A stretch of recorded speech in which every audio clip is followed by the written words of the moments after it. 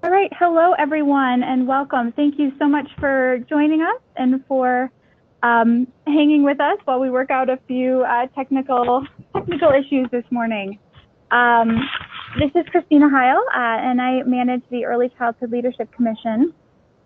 We are so excited to have everyone join us today. I know some of you have been with us for webinars and meetings in the past, and some of you, this is your first meeting with us. So again, thank you all for being here and for hanging with us. A few housekeeping notes before we get started. As I mentioned, we have unmuted everyone. So please make sure that your line is muted as we go through, unless you'd like to address a question or comment. If you have a question that you would like to ask whoever the presenter is, feel free to use the chat box for that. And then one other note, this webinar is being recorded, and so we plan to share this with folks who are not able to join today. So we'll be posting that and sending it around for everyone. All right, real quickly, Anna Jo, were you able to join us on the phone?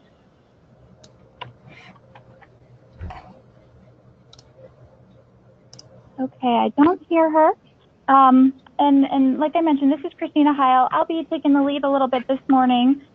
Letty Bass is also one of our co-chairs, and she unfortunately had something come up this morning, but she'll be joining us a little bit later, so we'll get to hear from her.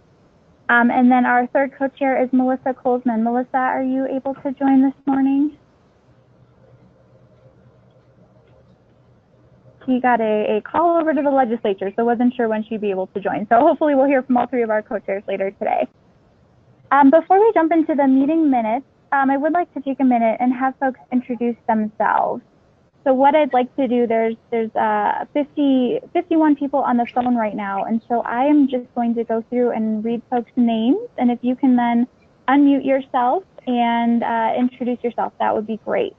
Let's start with Bill Jagger. Bill, can you introduce yourself? Yeah, not unless you switch it over to me again.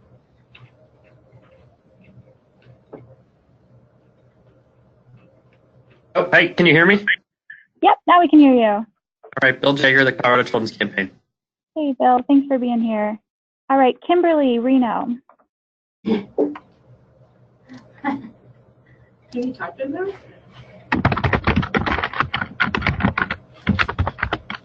Oh, you can hear someone typing. All right, we've got Kimberly on the phone. Cassandra. No, they can see. Oh. It's confusing to type.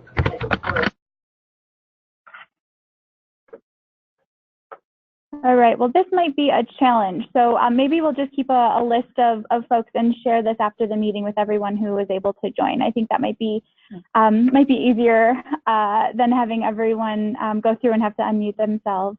But just to let folks know, we do have a really wonderful cross-representation of people who work and spend their time helping to support children and families across a wide variety of systems and sectors. And that is really our goal, to bring people together to share the information about what your programs do and help us better connect and align services for kids and for families.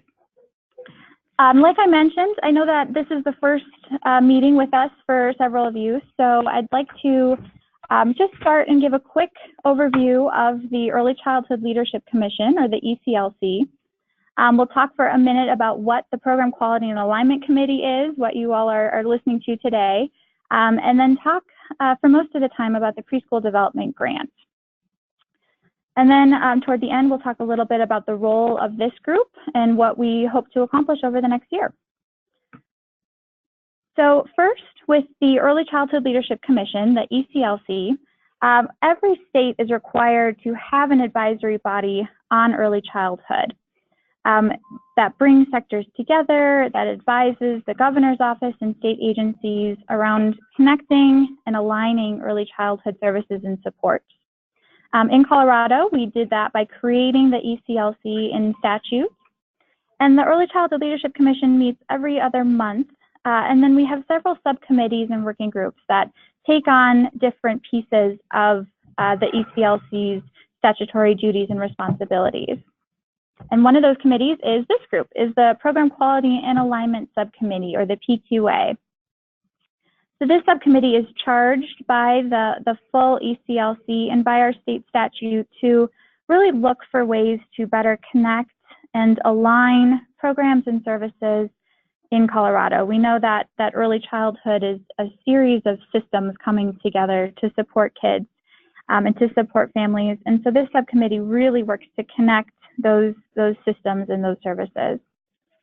Our focus is, as a committee, on kids who are just born, so 0 through age 8.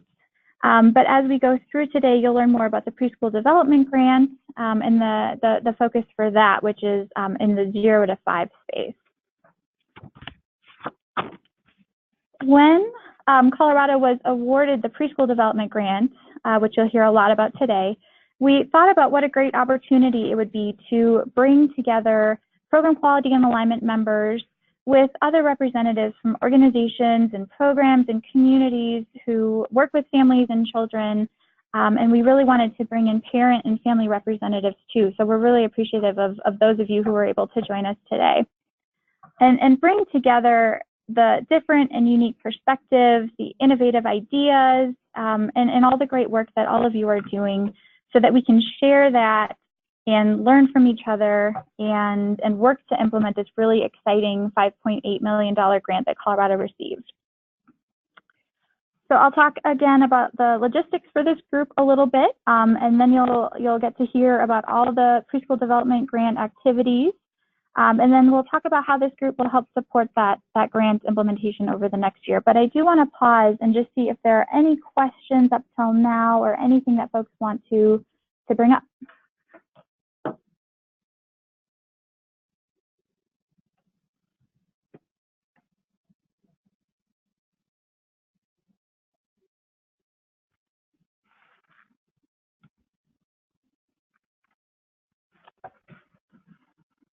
Not hearing anything, so we will keep going.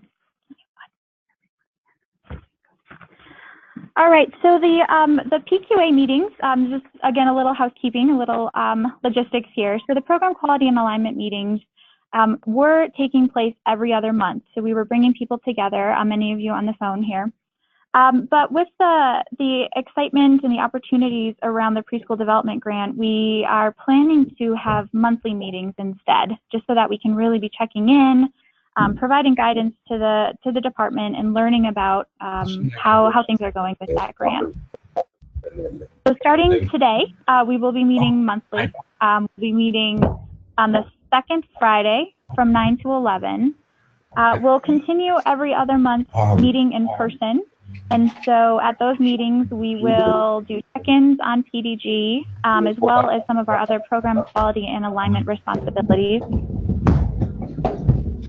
And then on the other months, on the every other one, we'll just have the meetings by webinar, and we'll have them solely focused on the preschool development grant so that we can hear how things are going, and then, like I said, provide that guidance back to the departments and to the different entities that are taking on parts of this work. I want to again remind folks that we can hear a little feedback, so please make sure that your lines are muted. Thank you. Over the past couple weeks, myself or our co-chairs, or 3 co-chairs, so our coaches are Letty Bass and Anna Jo Haynes and Melissa Colesman. We've been reaching out to folks to invite you to be members of the group. And I just wanted to talk for a minute about what that means. So the ECLC requires that the program quality and alignment ensure that we have representation from a broad array of stakeholders so that when we vote or we make recommendations back up to the ECLC or to the department, we're really being thoughtful about that diverse representation on the group. When we had the opportunity to connect with the preschool development grant, we also wanted to make sure that folks that would be participating in the grant or who might be doing really innovative and exciting things out in the community were at the table as well. So many of you were just reached out to over the past few weeks, and we're really excited to have you at the table as well. Everyone is welcome to join us for all the meetings, regardless of if you are a member or not. We hope people will come and listen and participate. I will note that when we get to a vote, or when we're getting to a recommendation, we will ask for just members to participate in those votes. But otherwise, everyone is welcome to the table, and we hope that you all will continue to join us. And then finally, I mentioned it a little bit ago, but we will be recording all of these meetings so that you can go back and listen in, or if you're unable to join us for one, you'll have access to that recording. So I think that is it for housekeeping, unless, Amanda, any questions come in for us? All right, looks like we're in good shape. So now I'm going to turn it over to Lindsay Dorneman and Heather Craiglow. They will introduce themselves, but they are taking the lead from the Office of Early Childhood on the PDG, on the Preschool Development Grant. So we will hear from them, and then at the end, we'll have some questions for you, and we'll be sending out a worksheet. So really would like you to be thinking about, does this make, what resonates with you as you hear the information on the grant? What are you interested in learning more about? Where can we dig deeper?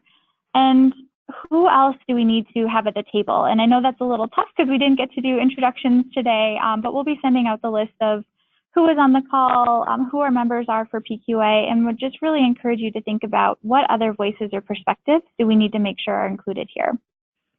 So with that, I will pass it over to Heather and Lindsay. Hi, good morning, everyone.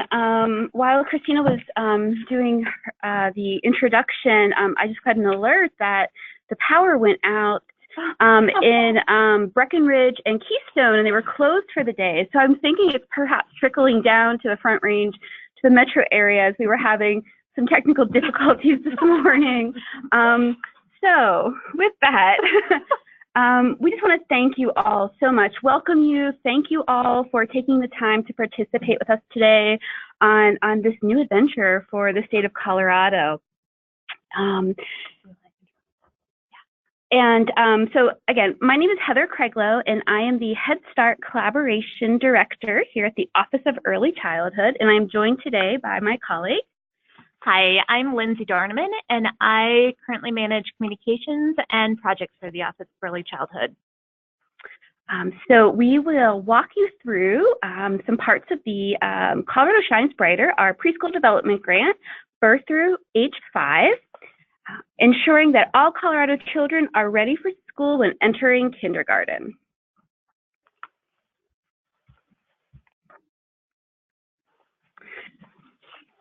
So we have been awarded with $5.8 million for a one-year planning grant. And now we get to take a breath and a gulp and celebrate. So yay, we're clapping here, we're dancing. And with the $5.8 million that was awarded to us, it was from the U.S. Department of Health and Human Services, the Administration of Children and Families. And the Preschool Development Grant is also a section within the Every Student Succeeds Act, which is the reauthorization of No Child Left Behind. And therefore, the grant will be co-administered with partners from the Department of Education and Health and Human Services. So we will have the opportunity to apply for a renewal grant to fund future years, which we are hopeful in, and you'll hear more about that, for a total of 4 years. So funding through 2022, did I do the math right? All right.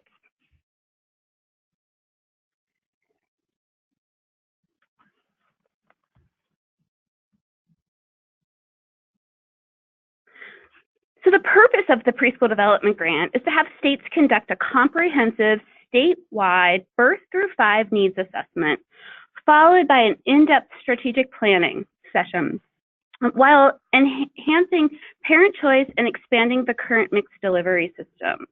And the federal guidance in the grant defines a mixed delivery system, and you can see this on your screen, as a system of early childhood care and education services that are delivered through a combination of programs, providers in settings such as Head Start, licensed family and center-based childcare programs, public schools, and other community-based organizations that is supported by a combination of public and private funds.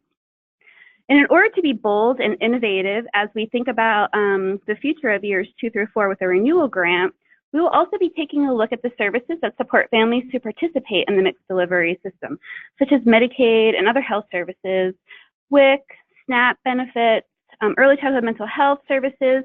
Those are just a few examples. Next slide. The federal guidance has instructed us we will be developing a strategic plan based on the needs assessment that facilitates collaboration and coordination among existing programs within the statewide mixed delivery system in order to prepare low-income and disadvantaged infants, toddlers, and young children to enter kindergarten. And again, you'll have these slides will be attached if they're not already attached, so you'll be able to take a look back at these. Another purpose of the grant is to ensure that we are using our existing federal, state, local, and non-governmental resources more efficiently. We're going to look at aligning and strengthening the delivery of existing programs, coordinating the delivery models and funding streams within those states' mixed delivery systems. We're going to encourage partnerships among Head Start, childcare, and pre-kindergarten providers, state and local governments, Indian tribes and tribal organizations, private entities, and school systems. And so you might recognize, if you can scroll down the list of participants, that we have this really great diverse group of stakeholders on the phone. And that's why there's over 50, it looks like we have 54 folks who are on the line right now. And again, like Christina had mentioned, once we are able to get a list of folks, that's where we would really love for you to think about, perhaps we might need to include other stakeholders, and we are very open to that. Another purpose of the grant is to think about improving transitions between early childhood and school systems. And then finally, maximizing parental choice and knowledge about the state's mixed delivery system. Next slide. So the Office of Early Childhood at the Colorado Department of Human Services will be the lead agency in partnership with you all, with the various stakeholders throughout the state, and we're going to be focusing on 3 outcomes.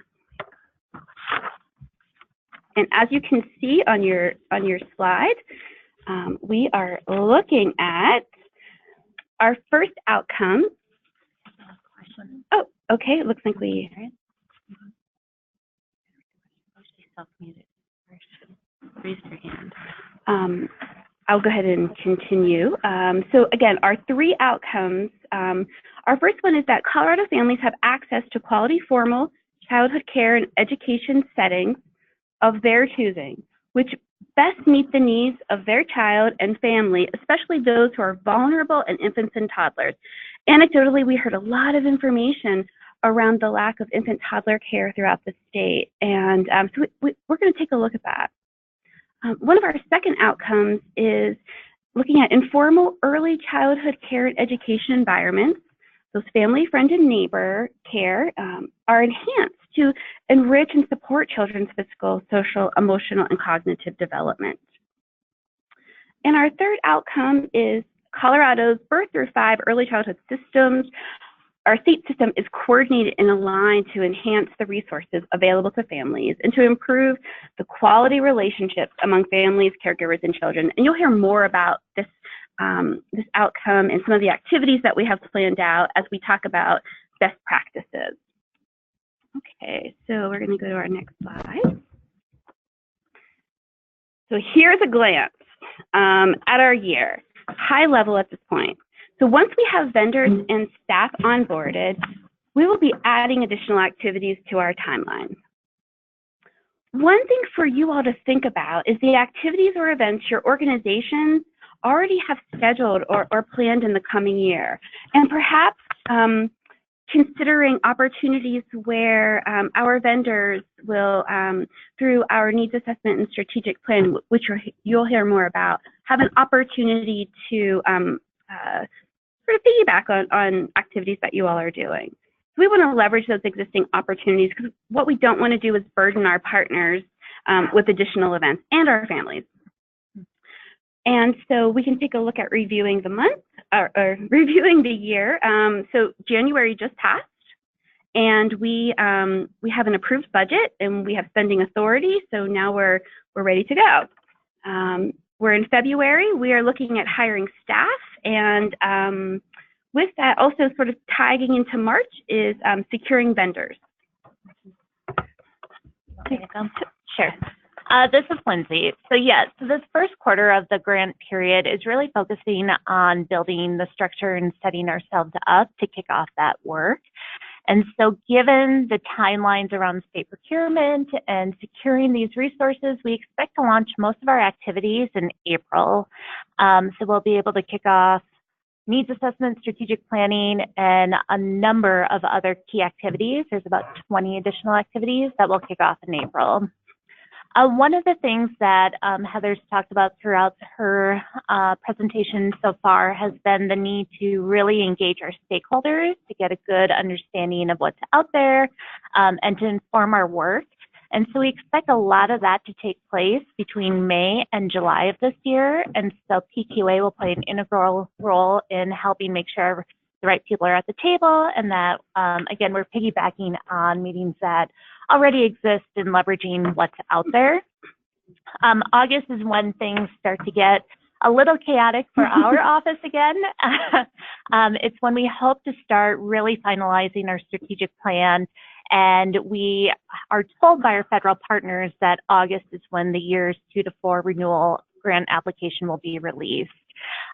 This Year 1 grant had a 60-day turnaround. They expect the same for years 2 through 4. So we'll start that work in August, and then in September, October, really be focusing on strategic plan refinements, submitting that to the feds for their approval so we can engage in our last scheduled activity. And then November, December is, again, we continue to deploy and implement some of those activities that will continue through the end of the year, but we also want to make sure that we're taking that time to disseminate the statewide strategic plan, have some great conversations about how we are now going to start doing that work now that we have a plan. And then hopefully in December, we'll be celebrating some additional funding from that renewal grant. This is Christina. I just wanted to make a note here. You'll see that we put little stars by August and November. This group, so Program Quality and Alignment, has the opportunity to do some broader outreach.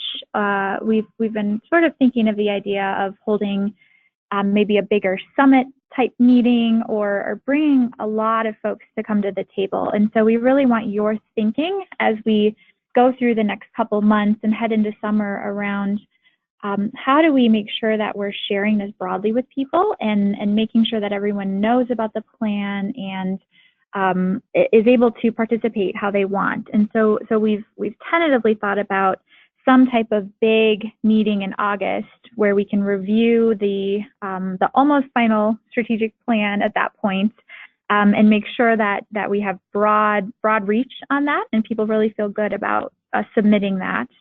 And then maybe something further in October or November where we're distributing that final strategic plan and talking about that application and sharing that application for years 2 through 4 of funding to, again, make sure that we're bringing people to the table and we're really submitting a strong, innovative application. And then also on the off chance that we would apply and not receive funding, bring people together to really help us think about prioritizing and how do we move forward in the event that we would not get additional funding now that we have this great plan and we have a great needs assessment. What does that look like for our state and how do we prioritize? So just something for us to be thinking about as a committee as we move forward. Yeah, are there any questions, comments? Give you all a moment if you want to type something in the chat, raise your hand, we'll unmute you. We're having a little trouble unmuting folks. It's telling us that there's some difficulties with the audio. So probably easiest if you have questions or comments to type those in. I would love to ask too, if everyone can just type in your name and your organization, if you represent an organization or a community. That way we make sure that we capture everyone's name when we send out the minutes after this. That would be really helpful. So please just go ahead and either be typing in questions or everyone please just type in your name and organization or community. Thank you.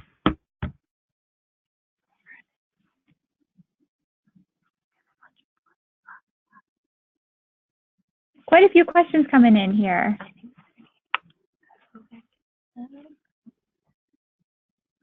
Okay, it looks like there's a question that came in.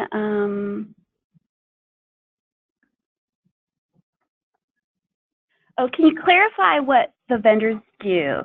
What kind of vendors are you working with? It's a great question. So the vendors are going to be helping us execute some of the requirements, and we're going to be talking about those coming up in just a moment. And we don't know who the vendors are going to be quite yet. Yep. So a number of our activities require us to actually engage in a competitive process to procure services. So as we think about these big activities such as need assessment, strategic planning, even some organizational analysis work that we'll talk about in a little bit, we're looking to find the best possible vendor to tackle those tasks. Some of the things that we're looking for is innovation, but also somebody who can really dig into the work and meet some really tight timelines. And so those procurements are posted on our website as they become available. So you can just go to coloradoofficeoferlychildhood.com and click into the Colorado Shines Brighter page to see those. There are also opportunities for a lot of our community partners who are already working with us. That will range from hosting events or trainings to providing some of these services. So we'll be really running the gamut on those vendors. Yeah, I think that there was a few questions around vendors, so I hope that answers folks. If it doesn't, please feel free to ask for more clarification. Great. Okay, so next slide, please. Oh, wait, one more. Okay, so we have a question about what languages will we create new materials in? So that really will be defined by some of the work that we do on the front end of the grant. We know that English and Spanish are two of our dominant languages in the state, but we know that there's a mix of other languages out there. And so through the needs assessment, one of the things we hope to look at is what other dominant languages are out there and who are we not reaching that we need to. And that's going to drive those priorities in terms of translation and transcreation of materials. So I don't have an answer yet, but within the first 6 months of the project, we'll have more direction on that. Yeah, and it looks like there's another question too around stakeholders. And you know, through the federal guidance, as we wrote the grant too, there's a list, and this the funding opportunity announcement is listed again on our website, and you can just take a note of this on pages 4 and 5. There's about a paragraph of recommended partners, and we also included those within our grant application. Yeah, and I would expand on that to say that that list is not comprehensive. So when Heather defined the mixed delivery system, that encompasses a lot of groups and individuals and organizations. And those are the partners that we know we need at the table. And that's another reason why PQA, why this group is so important and also so large, is that we're trying to really be intentional about making sure everybody who has pieces of work is able to come to the table and be heard. Great. Anything else coming in, Amanda?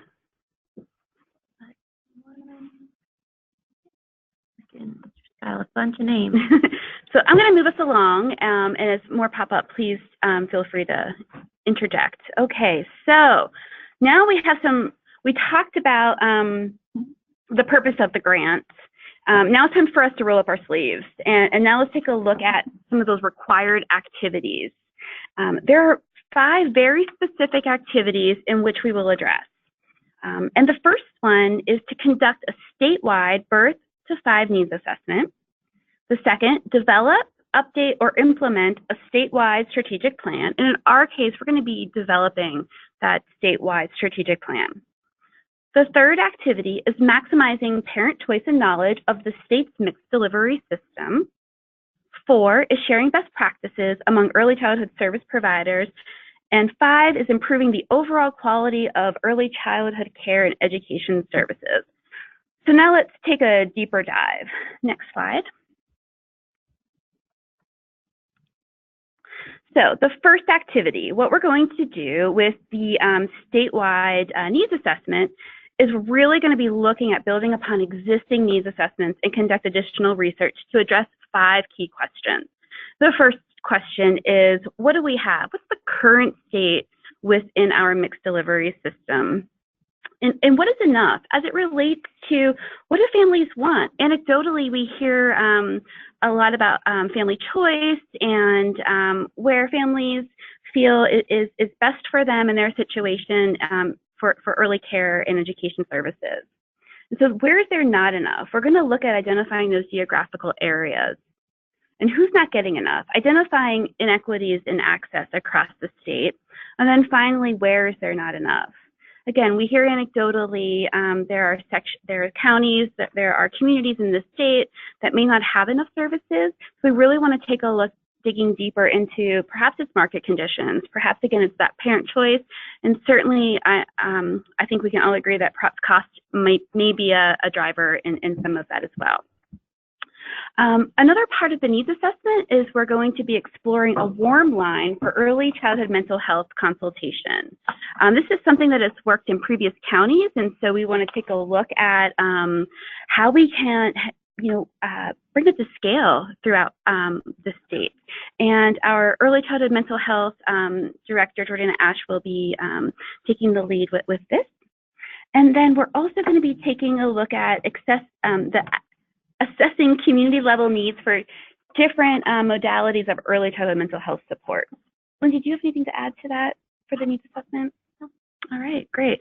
And like we mentioned earlier, we do have we're putting this out for a vendor to bid on because this work is really the crux of the entire grant. We have 1 year, now we have less than a year as a planning opportunity for us in our state. Next slide. Okay, so our next activity is to develop a 5-year strategic plan to ensure that all children are ready for school when entering kindergarten. And we're going to do that by utilizing the needs assessment information in the data. So again, we can't really create a comprehensive strategic plan without having information and data to inform that plan. We're going to be aligning our existing state and local strategic plans and frameworks. You all are doing so much work at the local levels, and we know that there's a lot of innovation and bold ideas happening. And so we really want to take a look at collecting all of that and analyzing it to see where our areas of opportunities are, where we're rock stars, and where we're going to have to think about putting our energy and recommendations. So we're really primed to apply for the renewal grant for years 2 through 4. Again, Lindsay mentioned this earlier, the inclusivity of including our broad stakeholders across Colorado's mixed delivery system. We're going to be touching base with you all, again, having the vendor help support us through those processes, whether those are surveys, town hall meetings, forums, program quality and alignment meetings is one way that we're hopeful that you all will be able to share your voices with us. Another part of the strategic planning process is to increase engagement in system-wide transition planning. Again, with the support, we'll be hiring for a position to help support with this work within our office.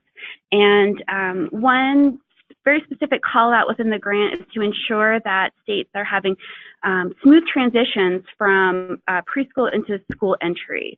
So again, you all are doing that perhaps in your local communities, but as a statewide systems level, I think we have an opportunity here to really increase that for our children and families. Another activity is identifying innovative strategies to support the early childhood workforce. Again, this is one of those additional positions that we'll be having in bringing on board in our office. And Christina, would you like to speak a few words on that one? Absolutely. As a state, and I'm sure many of you are aware and probably involved in efforts to help elevate the early childhood workforce. So when we think about those teachers and those educators that are working with kids in that 0 to 5 space especially, we know that it's really hard to recruit and retain folks in those positions. We know that the compensation is really low across the state and there's a lot of movement.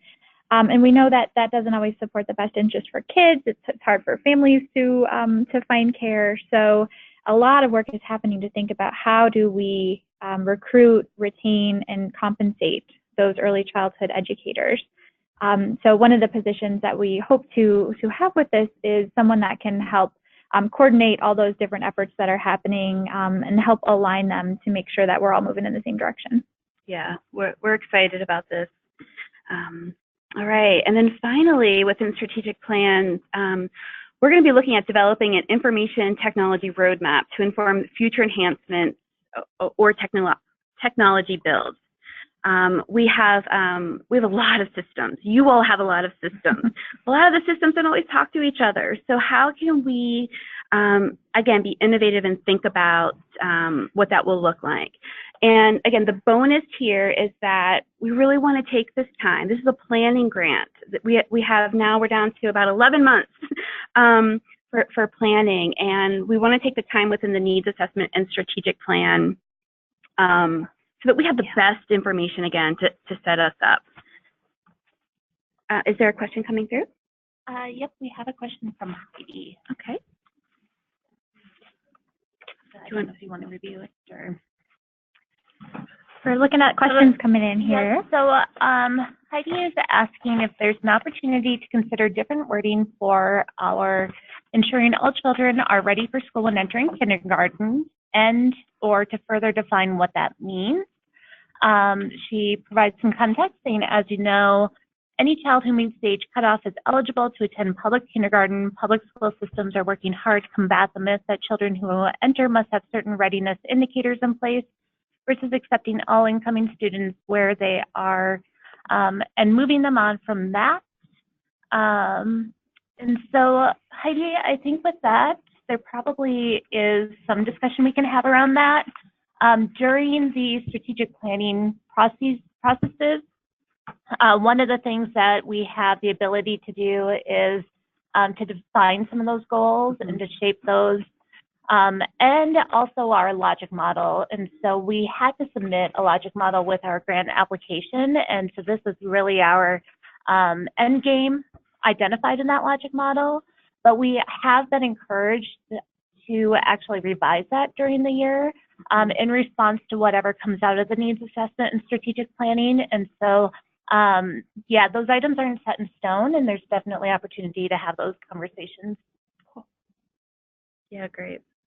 I think also with that, perhaps even thinking about transition planning and what that even means for our state. Yeah.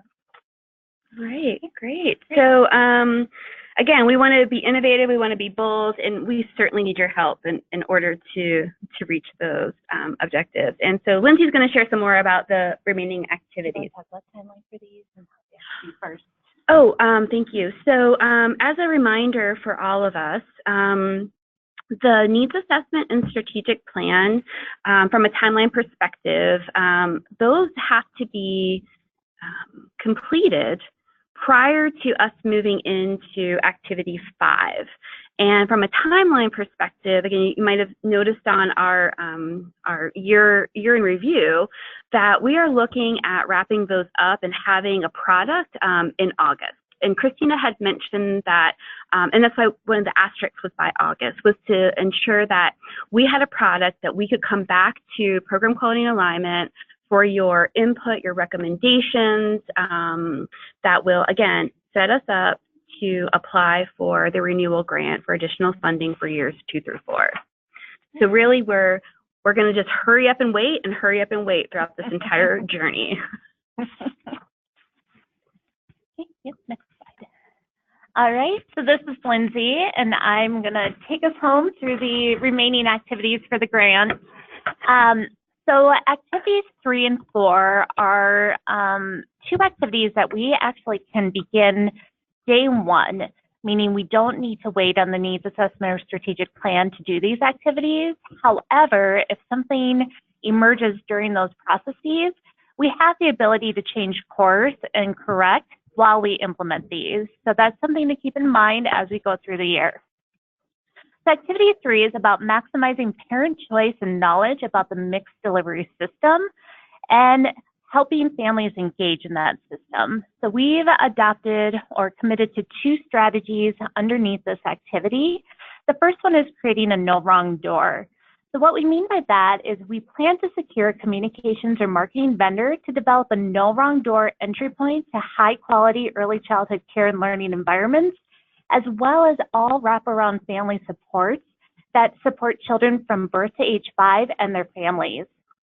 We really want these strategies to go beyond developing and implementing a marketing campaign to achieve our goal of developing 2-way communication between families and trusted messengers and connecting families to those programs, services, and tools that will help prepare them and their children for elementary school entry or kindergarten entry. So some key activities under this is really going to be research discovery, communications planning, message and material development, dissemination, training, and reporting. And our end goal is really to have anybody who interacts with a family with young children to be able to identify services that they may need or benefit from and connect them to those services and explain to them why these services would be helpful. The second strategy under this is we're leveraging the available funds to do a mandatory or a required update of Colorado's early learning and development guidelines. Christina, do you want to talk about the first part of that work? Sure. So the early learning and development guidelines are, it's a set of strategies and tips and sort of markers of where an appropriate child's development should be across the ages. And so we have ELDGs, or the Early Learning and Development Guidelines for our state, and they're a couple years old at this point, and we know there's been some really great research out. We know that the Colorado Department of Education has revised and updated their academic standards, so we want to make sure that our ELDGs are in alignment with those, as well as the Head Start Early Learning Outcomes Framework, and some great work that's been done there. So one of the activities, and this is something that our group will see again, is to update those early learning and development guidelines. And then we also made a couple notes in there. You'll hear a lot about transitions and how are we supporting kids and how are we supporting families across different transitions in that 0 to 5 space. And so we want to include more around that in the ELDGs. We felt like that was a missing piece. And then we're also thinking about some materials for parents and caregivers. We already have some that are more like worksheets or handouts that are very parent-friendly, but we also want to make sure we have resources that help parents and caregivers understand what it might be like for them when they're going through or when their children are going through certain stages. So really building out that parent and caregiver piece. So those will be some presentations. We'll be working with a vendor to help us with that again, and then we'll make sure that this group gets to see those along the way. Yep, and this is Lindsay. And so once those guidelines are updated, we will expand our library of tools. So the guidelines are currently available at earlylearningco.org in both English and Spanish. And we have a number of videos, worksheets, and books that folks can use to understand the guidelines, share that information, and so we just want to make sure that that information or those tools match new content. And then we also build out tools that are going to be more consumable by parents and caregivers. I think there's an opportunity there. Someone asked a question around languages, and this would be another place where we would want to learn from our needs assessment. You know, what are languages that would be helpful, and think about how we can transcreate some of these materials. Yep. So Sandra asked a question about whether or not the Office of Early Childhood would ever consider doing a statewide ad campaign to increase awareness and importance about early childhood. That's certainly something that could surface during our project this year. If we do find out that there is a lack of awareness around this, or that we need to do some work to build that awareness, and that an ad campaign is the correct tactic to do that, we would certainly want to pursue that. And so as we go into the research phase of No Wrong Door, that's something that possibly would surface, and then we'd have a response or recommendations to follow through with that in years 2 to 4. Eileen's asking if the guidelines can be updated to reflect all other departmental guidelines like the Learn the Signs Act, early materials, etc. A lot of materials already exist. It would be great not to create new if they exist. Eileen, we totally agree. And so in the process of doing the guidelines content updates, I believe that there's already a crosswalk created, and so that's something that we can also make sure that we're in alignment with other standards.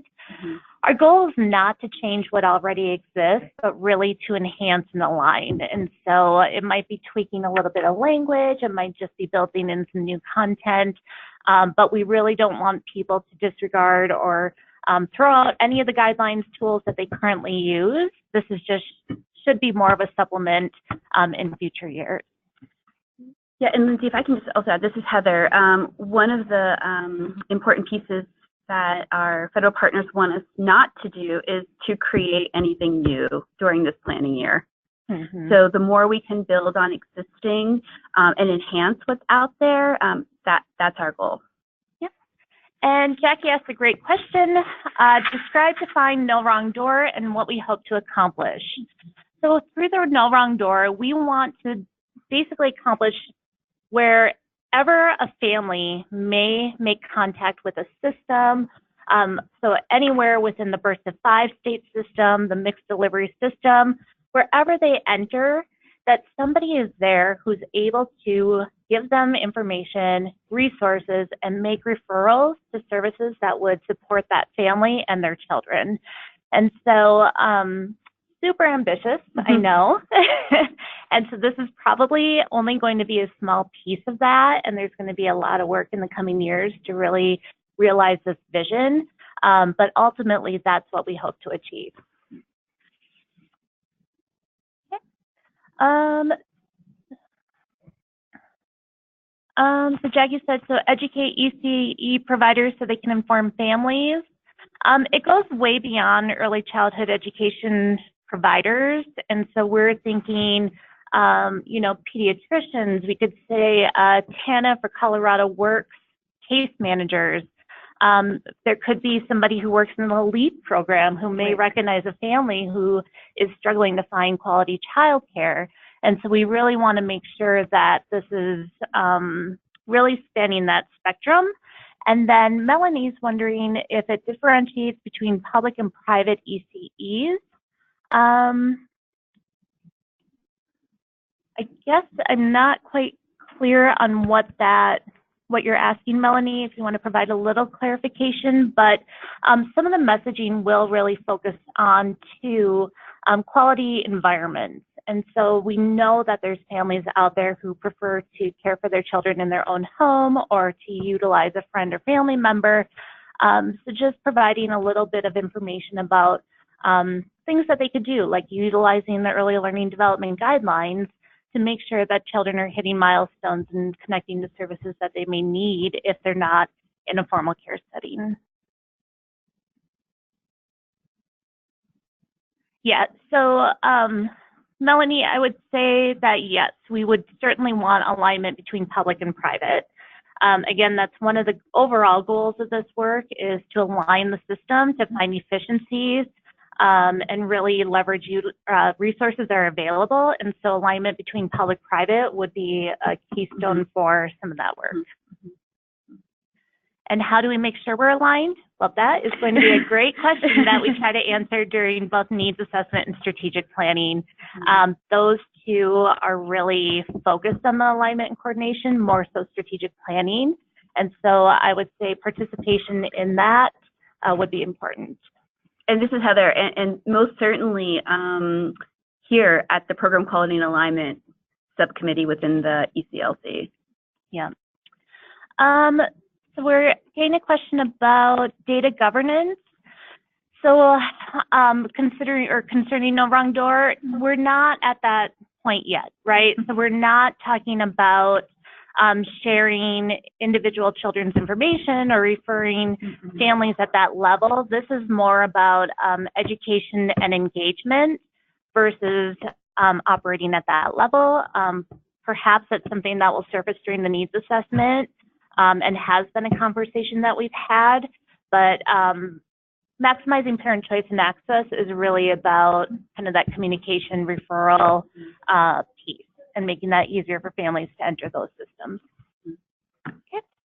All right, now we're gonna get into some heavy hitting activities. So we're gonna move into sharing best practices. And this is where we have a number of activities that we'll walk through with you. And by sharing best practices, again, we mean among providers, programs, and professionals. So one of the first activities that we hope to accomplish under here is to engage a process management vendor to convene work groups that will assess and make recommendations for the Colorado competencies for early childhood educators and administrators, the Early Childhood Professional Credential, Early Childhood Professional Qualifications, and the Colorado Shines Quality Rating and Improvement System Framework.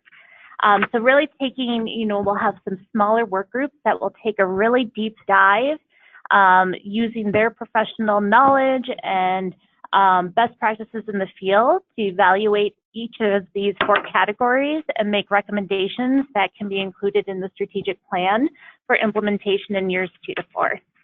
This is Christina. I just want to note this for folks as well. Like Lindsay said, we'll have some smaller working groups that are taking on these different aspects of the workforce and competencies and such. And we will have those groups be sharing out at our larger program quality and alignment meetings so that we can understand what's happening and make sure that we're thinking about the broad systems and making sure that everything is aligned. So you'll hear more about this area for sure with this group. There's a question about using the ECPD Advisory for workforce items. So yes, we will be leveraging, again, groups that currently exist.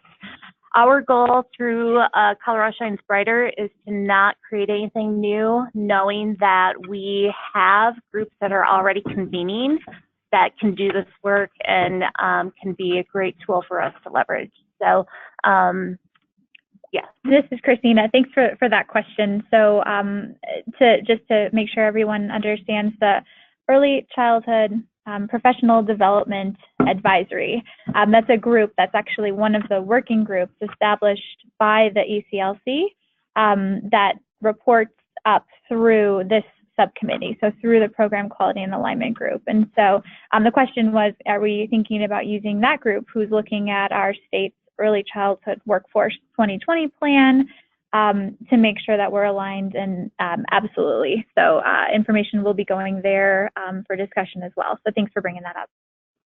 Okay, great. So the next item is to develop 15 hours of course content on the Colorado Shines Professional Development Information System. So the Colorado Shines PDIS, as we call it, is a free online on-demand training system that's open to professionals across the state that work with children, and even families can sign up and use this if they wish. And so our goal is to create some additional content for that that's speaks to perhaps some gaps in our knowledge or in our course catalog, as well as really enhancing some of the courses that we currently offer. So we'll be looking at doing that throughout the year. The next item talks about mining and analysis of data to inform a long-term training and technical assistance plan. So that sounds really geeked out. So really what we want to do is we have a number of systems through Colorado Shines in our quality rating improvement system. And what we want to do is to look at the data to determine prioritization for technical assistance and training and development for Colorado Shines rating data, competency data, looking at help desk tickets, and as well as audit and compliance data. And ultimately, we want to be able to design, administer, and analyze surveys for some key stakeholders who are using these systems in order, again, to be able to provide some assistance as well as training to make sure that users are able to use these systems as they're intended, or that we're able to make changes to these systems so that they support the user better. And our next item is QRIS. And I should note, Stacey Kennedy is the Director of Quality, Child Care Quality Initiatives for the state of Colorado, and she was unable to join us today, but she will be the lead for a lot of these activities, and I'm thankful she left some really great notes for me, but if there are questions I can't answer, I'll make sure to refer those to her. So there is a question, sorry to pause, a question about whether or not faculty from higher education are included in discussions related to the grant. Higher education has been involved. We do have a number of members on PQA even that come from higher ed. And so as we look at developing coursework, I'm sure that those individuals will be consulted as well. We're always looking to learn more and adopt best practices. So hopefully that answers your questions, Anne.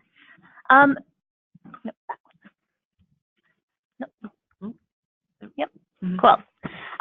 So the last item on this slide for sharing best practices speaks to initiating a retooling process to transition from the environmental rating scales, ERS, to the ERS3.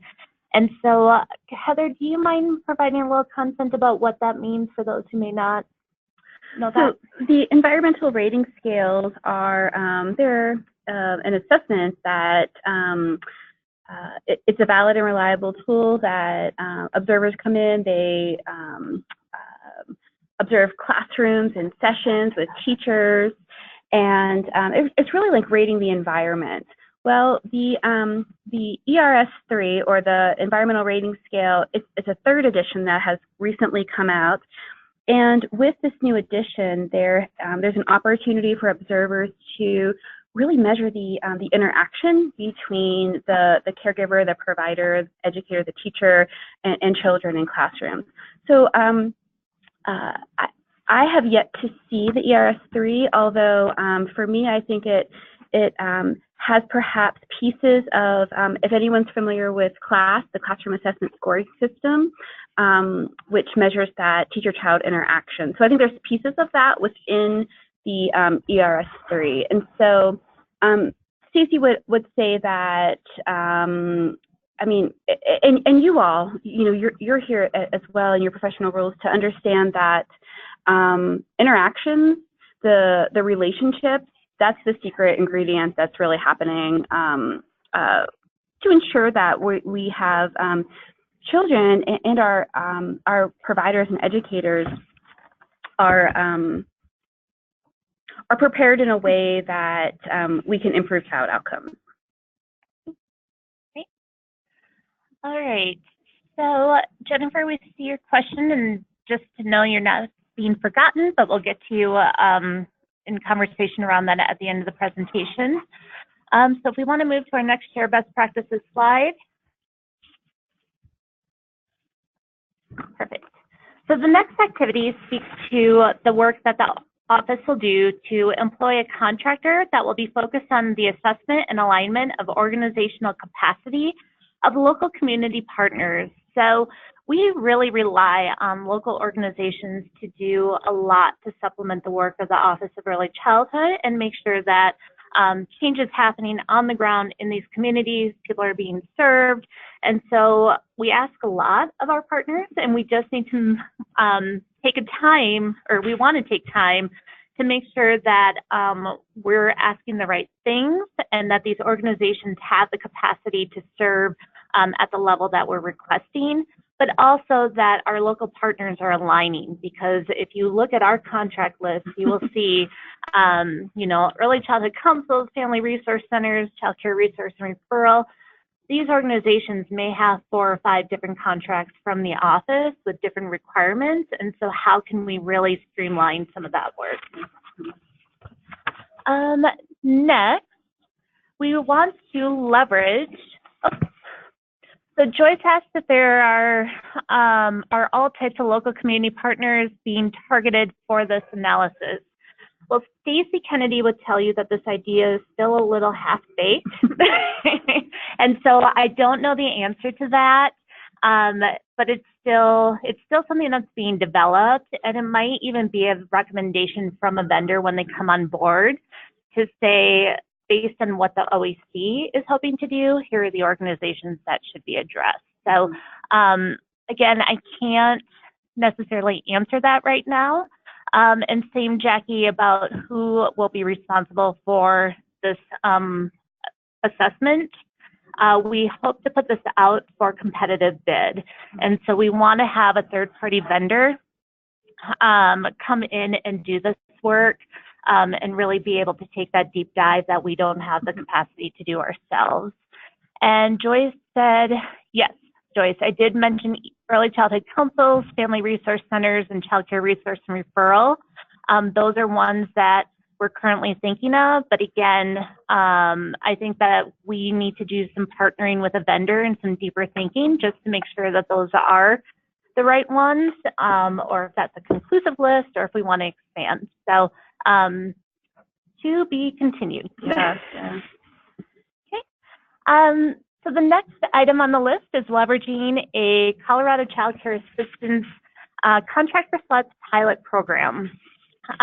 So Early Milestones Colorado is working with some other organizations to employ or deploy a Contract for Slots pilot program in 3 Colorado counties. Our role through PDG will be to really provide some technical support, but also some analysis around that to determine whether we want to try to expand that statewide. Right now, counties can actually contract for slots. It's not a popular modality to serve families right now, but thinking about what we can do as a state to help counties and help our partners with that implementation if that's the path that they choose to go on. So next is the implementation of the Roots Early Childhood Mental Health Program. And actually, so the training program. So the state is going to contract, I believe, with Dr. Sarah Wadamura to provide 3 trainings statewide to early childhood consultants and specialists on Roots, which is a trauma-informed care model. And it's really an enhancement to the care that our specialists currently provide. Next is Enhanced Early Childhood Mental Health Specialist Program. So the office is going to be posting a position for an early childhood mental health lead specialist for the duration of the grant. And this person is going to do 2 things. One, they're going to explore the implementation of a reflective supervision model for our specialist program across the state to make sure our specialists are supported in that way. And then 2, they're going to address capacity. And so really expanding that work that's going to be done in the needs assessment to understand what's needed at the local level and what are the resources that the Office of Early Childhood would need to secure to be able to meet those needs in the future. Next is augmentation of the Growing Readers Together model. And so the Office of Early Childhood will be working with the state library. So Joyce, I'm glad you're on the call. But what we're going to be doing is providing funding to expand this program and really try to deepen the reach that librarians have in their community to engage friend, family, and neighbor providers within this program area.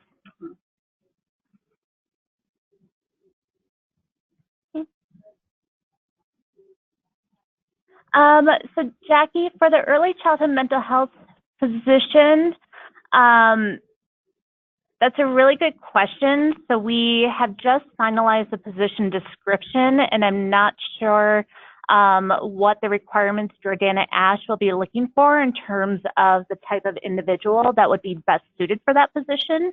But we can certainly share your question with her. Yeah, yep. And when that position's available, will be posted on our website. But I'm guessing she's going to be leaning more towards the specialist expertise or the mental health expertise for this position. And this is Heather. And within our grant, our federal partners really called out using trauma-informed care and trauma-informed practices as a way to support children and families within the mixed delivery system. So this is our attempt to address that and to be bold. Yeah. Great. And we're on our last sharing best practices strategies. So thank you for hanging in there. And this one is piloting home visiting programs to licensed family child care home providers and FFN caregivers. And so really connecting these providers who may need a little additional support to create high quality early learning and care environments for children. And that request for applications has already went out and closed. We were pretty aggressive on that one. So we hope to contract with sites soon to provide those services. All right, and now the last required activity for the grant is quality improvement. And this is improvement across programs, services, and basically the system for supporting children and families.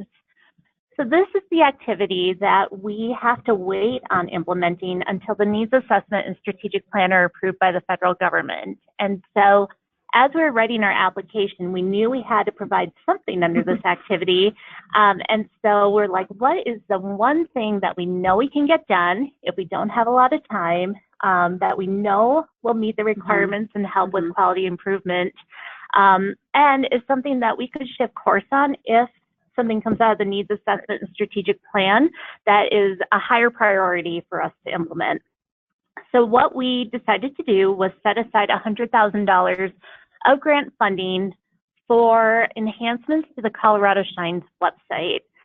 The reason we decided to do that is that that website is really our link to parents and families and caregivers in across Colorado. And so that's the way the office really shares information with those folks. So we want to make sure that the site is optimized so that the searches are working correctly, that the information is accessible, that we meet ADA accessibility requirements, and really make this tool shine the way that we intended for it. So that's our plan now. Of course, we can always change course once we have the needs assessment and a strategic plan, but that was the one thing that we knew we could get done. Okay, so any more questions on our activities before we move on? Okay, and feel free to continue to ask questions. Well, we have a couple more slides and then we'll be able to open it up again for some additional questions. So for year one, we have some specific reporting requirements that we have to meet. We'll end up doing some quarterly reports that will also be checkpoints on the items. And so PQA will probably have a role in supporting some of this, where, especially where we talk about partnerships. So in terms of reporting on our year one activities, we of course have to report out on all of those activities that Heather and I just went through. And so making sure that we said what we said we were going to do, if we have any outcomes, possibly talking about those, and just making sure that we were good stewards of the federal funds. Yeah, and this is Heather. And if we have to change course, do we have the data to back that up in order to meet those reporting requirements? Yep. The next reporting requirement is really that new and strengthened partnership piece. And so PQA is really, again, a great opportunity for us to start having conversations about who needs to be involved in this work, who can we maybe reevaluate our relationship with and work with in a new and different way, and be able to report out on that. And so we're really excited about the vastness of the membership of this group, because there's a lot of people here who the Office of Early Childhood hasn't really had the opportunity to engage with, and we're so excited to hear what you have to say, because we know that there are some innovative and creative ideas out there that we just haven't even thought of ourselves. And to be able to leverage those and partner with you on those are going to be integral not only to this work under the grant, but just moving forward. We know that there's opportunity out there. The next item is we need to report on the extent to which activities led to the blending or braiding of public and private funding. And so what that means is that we really want to look at the structure of how our funding works. So how we're layering, potentially different childcare subsidy programs like Colorado Child Care Assistance Program, possibly Head Start, the Colorado Preschool Program, how those eligibility requirements line up, what other funding sources exist, and how we can design that funding to get to families in a way that not only maximizes their experience, but allows for the largest number of families to participate. So how many ways can we cut this pie when we put all of these funding streams together? And next, this one's really ties into our activity 3, and it's this dissemination of information to parents and families about programs that would support their children and themselves. And so here's where we want to be able to report on No Wrong Door, as well as within some of these other activities. How did we get parents and families engaged in our system and really starting to be able to access services that maybe they weren't aware of or didn't have access to previously? And then finally, the office is going to secure a vendor, and that procurement should be, or that solicitation should come out soon, to develop an evaluation plan. So we're not actually required to evaluate in terms of the activities this year. We don't have to do a lot of data collection and evaluation, but what they want to see is in our years 2 to 4 application, our plan for evaluating any activities that we do if we get that funding. And so the vendor is going to develop that plan, as well as help formulate data collection tools that we'll be able to use should we get additional funding. And if we don't get additional funding, it's still great to have, because we still hope to implement parts of that strategic plan, and to have this information or these tools developed will only strengthen our case to be able to ask for that fund. And then we get into renewal grants. So my anxiety level rises a little bit as I think about August, but because I know it will be here before we even know it. But again, August is when they anticipate the renewal application will be released. The really fun thing about years 2 to 4 is it's our opportunity to do something new. So as a reminder, in year 1, we couldn't create new services, we couldn't expand capacity. It was really leveraging what you have and using it to the best of your ability. So years 2 to 4, what they're going to be looking for is innovation. So what great new program or what improvements to existing programs can we make in years 2 to 4 to really serve all of these families of children 0 to 5. They do have some requirements around that, so they want to make sure that we're really focusing on low income and disadvantaged children. And another piece of that you'll see in the second bullet is that they want us to prioritize areas in which there are state identified needs, so the needs assessment, but also for children living in rural areas. And I think that's really important in Colorado. And so as we think about our partner outreach and those stakeholder events, it will be important for us to reach some of those areas in Colorado that we may not always travel to ensure that we are addressing needs in rural areas. All right, and with that, Heather and I's presentation is complete. If there's additional questions, we're happy to take those. I do want to encourage everybody to continue to visit our website. If you haven't yet, please make sure you sign up for the Colorado Shines Brighter email list. We'll send at least monthly, if not more frequent, notices out to that list about opportunities to engage, whether that's as a vendor or a grantee, to work with our team, to attend meetings. It's really kind of your official source of information. And I think that's what we have.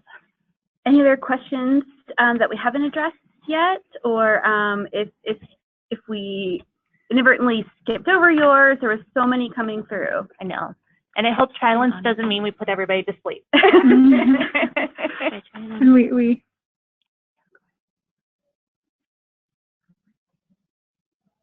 All right, let's give it just a minute or two for folks to write in any other questions. Okay. So Joyce is asking, do potential vendors for these opportunities need to be part of the bid system?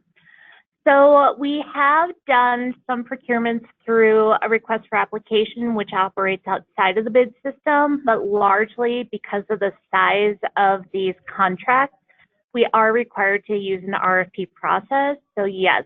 So if you go to the Colorado, what's the VSS? The link is on our website. I apologize for not knowing it offhand, but it is on our website to get into Colorado bids or vendor self-service, which then once you register, you'll be able to start applying. There is a public view, so you can access these procurements and review them without actually registering. Jennifer, will there be a needs assessment RFP coming out, or is that going to be handled in-house? Great question, Jennifer. So we, in our original application, if you had a chance to review that, you would note that we had planned to complete the needs assessment activities in-house, which means using the staff that we have on hand, as well as hiring some additional staff to do that work. We've had some personnel changes, and we also had a wake-up call that this is coming fast and furious, and so we can probably get a contractor on board faster than we can 3 new staff.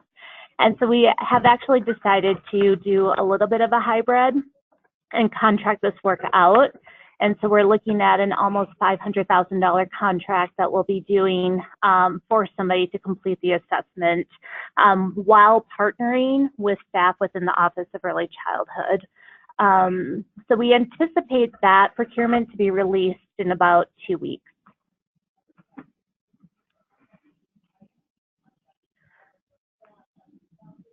Any additional questions? These are all really great questions. I believe Christina can also share Heather and I's contact information. And so if you do think of things, make sure that you're sending them our way, and we'll be happy to address that. Corey, do we know if Colorado Shines is going to use the new ERS 3? So that is one of the activities, is looking at that. And so I can't definitively say anything, and I would feel like I might be speaking out of turn if I say that without Stacy being here. So that's something that we can get back to you on, Corey. Okay. All right, wonderful. Well, thank you both so much for being here. And sharing all this great information with us. There was a question just sort of about, you know, the role of program quality and alignment, and how will this look and how will this work going forward. So as I mentioned, we will be having program quality and alignment meetings every month on the 2nd Friday. Every other one will be by webinar only. And then the other ones will be in person or by webinar. We'll always have this as an option. We will work on trying to get sound for folks, so that'll be something for the next one that hopefully we're able to make work. And really this group will come together to hear updates on how things are progressing with all the different activities that you heard, provide guidance, hear from the different working groups and the things that are happening, give feedback, make suggestions, and hopefully we'll be able to do a lot of our work through discussion and through consensus. We really want to make sure that all voices and perspectives are at the table. You heard a lot about the mixed delivery system, and we want to make sure that that is not just sort of centered around childcare or our family, friend, and neighbor care, but really brings thoughts and voices and ideas and innovations around food security and our early intervention and health and behavioral health. We want to be thinking about how we connect homelessness supports for people, how we work with our tribal communities, our refugee populations, our rural populations, and really keeping families and parents and caregivers at the center of this work. So again, a thank you to our families and our parent representatives that are able to join us. We really want to hear from you and make sure that we're doing all of this work and really keeping families at the center of it. It will be a large group. I will send around, actually, Amanda, is there an opportunity for me to read through as folks put their name in, just so we can get a sense of who's on the webinar today? There's a lot. Are these questions coming in? I think we had a comment at the end. Okay. So where are the names of folks? So I'm just going to start reading through. I may not be able to catch everybody on here, but just so you can get a sense of who was on the webinar today.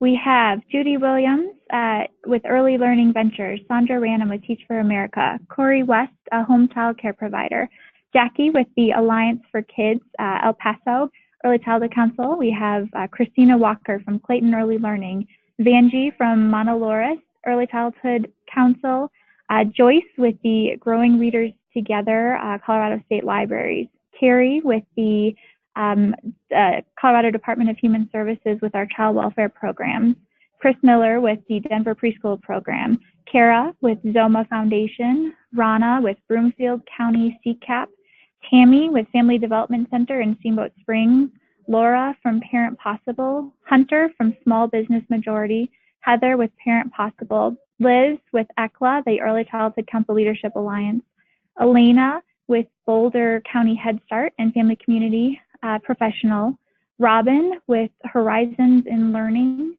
Larimer County, we have a few folks, Kim and Tatiana and Maria and Becky. We have Jennifer from the Colorado Department of Education, Leslie from Monument Academy Charter. I know we had Melissa Kolsman join, who's one of our co-chairs and a commissioner from the Department of Education. Not the commissioner, but a Early Childhood Leadership Commission commissioner. There we go. We have Shannon representing the Colorado Association of Infant and Mental Health. We have Sandy from Office of Early Childhood.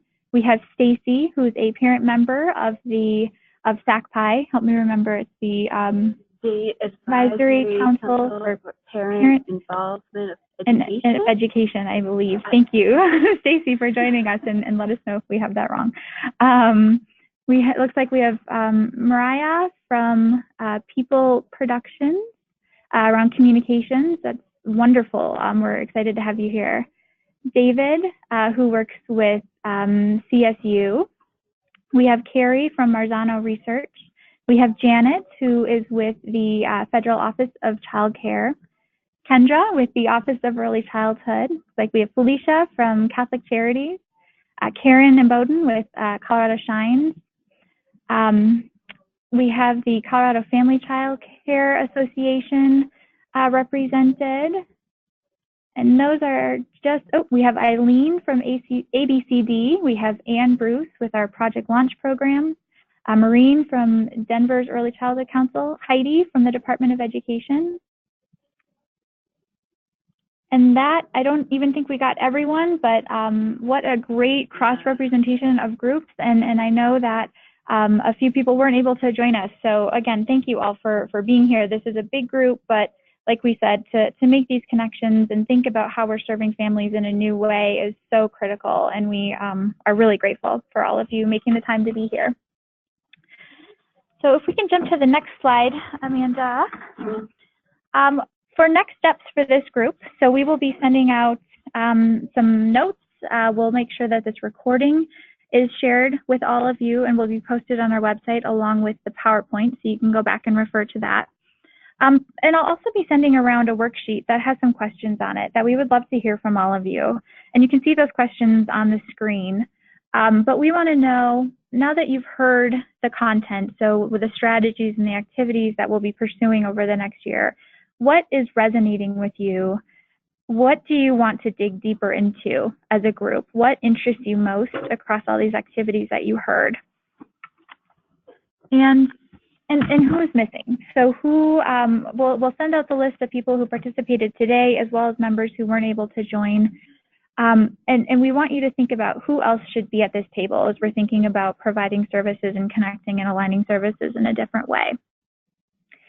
And then some homework at the bottom of the screen. You'll see before our next meeting, which is on March 8th, we would ask that all of you go back and share this with your organizations or the communities or other parents or families that you work with and live with, and just share that this is happening, and if they have any advice or things that you can bring back to this meeting for our March meeting. And then we also want at the March 8th meeting for all of you to share 30 seconds or a minute of how does your organization's work help us toward that goal of school readiness and kindergarten readiness. You saw those 3 outcomes that we're really working towards. So how does your organization's work or your community work help to get us there? So with that, I believe that we have all of the questions answered on here. Watch for an email coming from me later. If you are not on our email list but would like to be, please feel free to reach out to me. It's Christina, Kristina, Heil, HEYL, at state.co.us. And we'll make sure that you get on the email list going forward. One other note, we're going to be in a new location for us for our March 8th meeting. We're actually going to be at the CCI offices, which are in downtown Denver. You should have the location at the bottom of your agenda that was mailed out to you, and we'll make sure that that is in the calendar invite. And then, of course, we will have the conference call line and webinar available, and we will do our best to make sure that folks can talk and that you're not all muted at the next meeting. All right. Wonderful. Well, I think that concludes our meeting here today. Watch for an email for follow-up from me, and we'll look forward to getting those worksheets with those questions back from all of you and connecting again, if not before, at our March 8th meeting. So thank you, everyone, so much. Have a wonderful day.